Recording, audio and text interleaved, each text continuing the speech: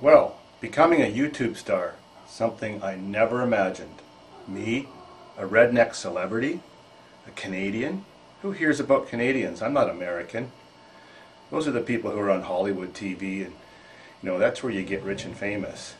Well, anyways, I started out as a garbage picker when I was a kid. Just because my father was cheap and I wanted to have things that he wouldn't buy for me. And of course I learned if I could fix things, I could have anything I wanted. It might be a little bit old, but so what? So anyways, I had a natural talent to fix things, and so I learned quickly. So I excelled in the shop classes in high school, and I took auto mechanics up to grade 11. That's my only education in auto mechanics. I never worked in a garage either.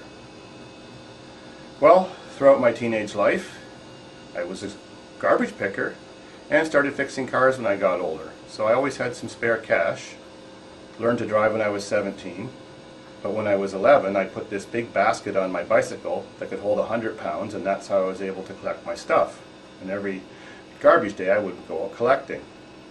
Well, I got a scholarship when I was 18 to become a machinist, and that's what I figured I'd be. I really enjoyed machine shop more than any other thing in school, because there I could make anything. And I made a couple extreme go-karts and motorized bicycle and stuff like that. I even made a homemade handgun in high school, and my teacher took it away.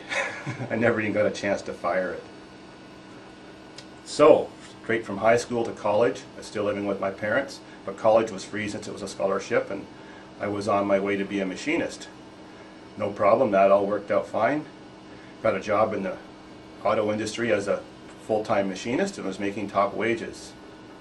Well, then my dad kicked me out when I was 23, so I bought this house that I'm living in now, and decided that my full-time hobby now was actually more hours a day than my machinist job, and I figured it was more profitable.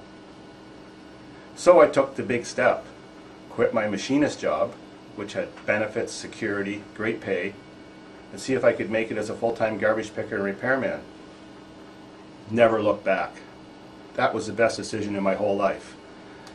Instead of seeing and doing the same things every day where I learned nothing, now I was learning new things every day. I challenged myself to be able to fix anything. I wouldn't say no, I would take on any job. I did body work, electronics, mechanical. I even cut cars in half, welded them together, rebuilt motors, boat engines, motorcycles, just anything. Lawnmowers, anything that was brought in the door, electronics, TVs, microwaves, I would figure out how to fix it, and I did. Well, when I was 17, I had it all figured out. I figured out the meaning of life, and to me, success was just attitude. I said to myself, I looked at rich people and poor people, and some of the poor people were smarter than the rich people. The difference was the rich people had an attitude that that's where in life they wanted to be, and they had to work hard to get it most of the time, like me. And so I said to myself, well, I'm kind of blessed. I'm more intelligent than the average person, so I can do anything I want. So, put on a 20-year quest to work my butt off, very often 12 hours a day, 7 days a week. It paid off. Good investing also at the same time. Well, then I became semi-retired in my early 40s. Didn't need that much money anymore, had my mortgages paid off and owed no other money. And, well, I guess about, just over 2 years ago, I was reading in the business newspaper that I get every day about how Google had bought YouTube, an unprofitable internet company, for a record price of $1.65 billion for a company that has never made a profit and maybe hasn't yet. So I went on the internet to check them out. I always had a hobby of photography and filming, and I had quite a few farm videos that I had made on the farm for the last 20 years. So I thought this was my vehicle to become famous, although everybody says that. But of course the true motivation was so that I would become at least noticed enough in Canada that my two stolen sons would be able to find me and know who their father was, and someday we could reunite. Well, I certainly didn't have any computer skills or editing skills, because I had never edited a movie or a video on a computer until I tried to do it for YouTube. And I still haven't evolved much since then. I'm still using crappy Windows Movie Maker, but it's so simple and fast. That's all that matters to me. It kind of adds to the redneck flavor of my videos, I guess. So my two kids, my oldest ones, Adam and Michelle, they were the ones who were helping me out and teaching me how to use a computer. And it was actually less than a year ago I actually learned how to do just copy and paste, simple things like that. And it was only a couple years ago I was showed how to do email. So even though I'm very technically inclined and I can fix computers, I can load Windows XP, I can do all the basic things, some of the basic things I can't do. Even to get onto the paid partner program on YouTube, I had to get a YouTube user, CM Lovejoy from Virginia, to help me. I couldn't get very much past the half of the steps. I know a lot of other people are having that problem too, but don't ask me, ask someone else. So in my quest to get noticed on YouTube, I realized, 1, you have to be original. 2, having funny videos helps. 3, having lots of action helps. 4, having somewhat of a story to each video instead of it just ending and leaving you wondering helps a lot too. Well, I definitely considered myself an original character. I imitated no one. I guess you could say my videos are a cross between Trailer Park Boys, Monster Garage, and The Red Green Show. That's what I would say, but I'm not imitating them whatsoever. Before I ever heard of YouTube, I was planning on setting up my own website to post my videos and trying to, find a way to that I could have my website recognized and people would find it. Well, so long before YouTube came along, I produced 2 videos which I figures would be showstoppers and viral videos, and they both were showstoppers and viral videos. There was the cutting the pig's head off with a chainsaw. Of course you saw the video where we ate it, but I did some acting to make that a shocking video so it would become popular, and it did. And then next was my redneck roller coaster video.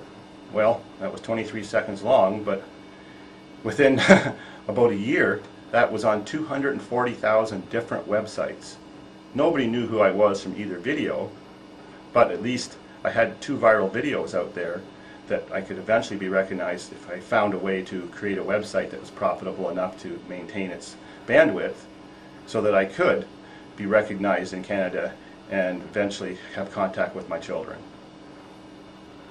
Well, it took me the first 6 months of being on YouTube to get my first 1,000,000 views, and I think about 650 subscribers and 65,000 channel views.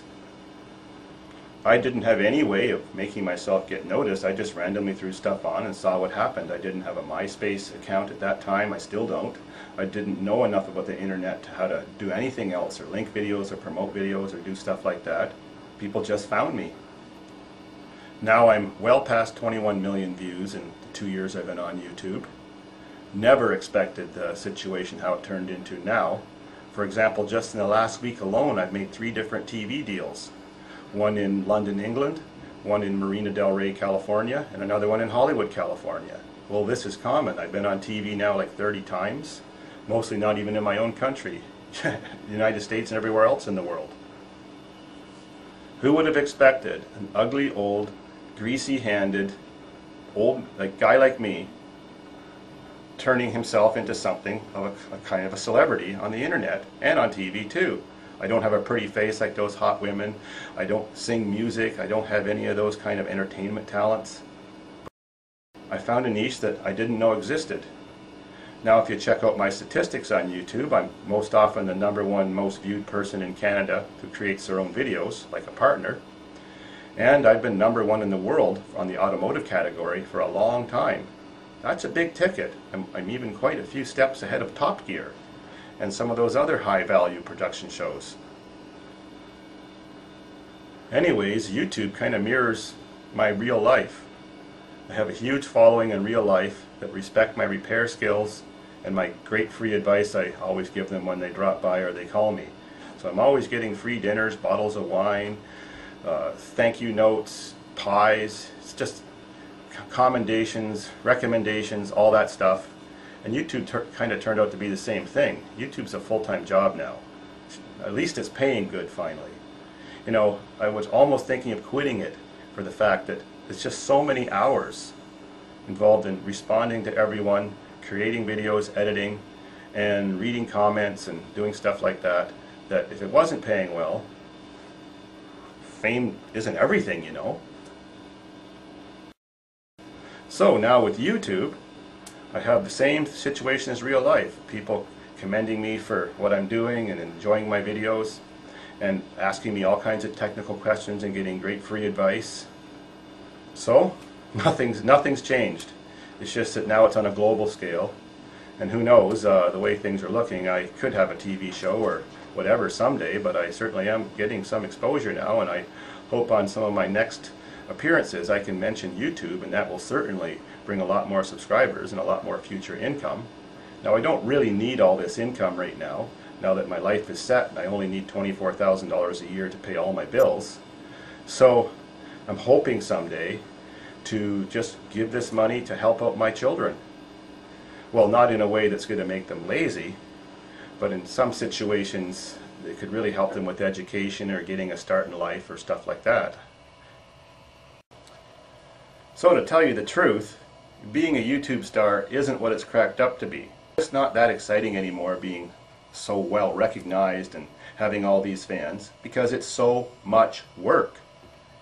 If it wasn't for the fact that I was pretty much fully retired, I wouldn't have the time to do this. Not too many other people would have the time to do this. That's what gives me an advantage. I retired early, and now I can pursue my third hobby. Who would ever have imagined that I went from a garbage picker to a machinist to a garbage picker, retired, and then became an old man celebrity?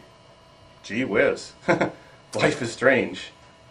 Well, so far nothing too bad is happening, and I hope jail thing works out good. I've got a good case going for me, and hope to be around for a long time unless something happens to me. Who knows? I do have some people who don't appreciate me, but anyways, they keep watching my videos, so that's cool. And I have a personal message from a fan. His name's Caleb. He lives in Vermilion, Ohio. He's 12. He watches me every day. Well, I've got some good advice for you. It doesn't care how smart you are. It cares how devoted you are. It cares what your attitude is. And you can be anything you want to be when you grow up. Just don't give up and do your best. Hardship strengthens you. Never look down. Never change your mind. If this is what you want, go for it.